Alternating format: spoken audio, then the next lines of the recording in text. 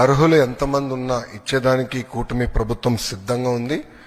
ఒకవేళ మీకు ఈ నిధులు ఇంకా మీ అకౌంట్లో జమ కాకపోతే అంటే ఇంకా ప్రక్రియ జరుగుతుంది. ఈరోజు రేపెల్లుండి కూడా డబ్బులు పడితే అకౌంట్లో నెక్స్ట్ వీక్ నుంచి అంటే మండే నుంచి వాళ్ళ అకౌంట్లో నిధులు జమ కాకపోతే జూన్ 26 వరకు సమయం ఇస్తున్నాం.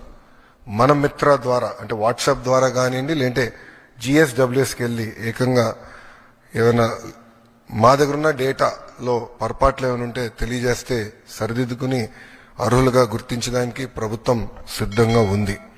బట్ 2% మందికి ఏమైందంటే వాళ్ళ అకౌంట్ యాక్టివ్ లేదు, దానివల్ల నిధులు తిరిగి ప్రభుత్వానికి వచ్చినాయి. ఆ తల్లులందరినీ వాళ్ళ అకౌంట్ని యాక్టివేట్ చేసుకోమని చెప్పి వాళ్ళకి SMS కూడా వెళ్తుంది. ఇట్లా మీకు డబ్బులు పంపించడానికి ప్రయత్నించాము, మీ అకౌంట్ ఇన్యాక్టివ్గా ఉందని SMS పంపిస్తున్నాం. వాళ్ళ బ్యాంక్కి వెళ్ళి వాళ్ళ అకౌంట్ యాక్టివేట్ చేసుకున్న వెంటనే నిధులు నేరుగా వాళ్ళ అకౌంట్లో పడతాయి.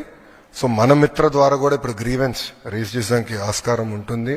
సో వెళ్ళాలంటే గ్రామ సచివాలయం వార్డు సచివాలయకి వెళ్ళొచ్చు, లేదంటే ఇంట్లో కూర్చుని వాట్సాప్ ద్వారా గ్రీవెన్స్ కూడా రేజ్ చేసే ఆస్కారం ఇచ్చాం.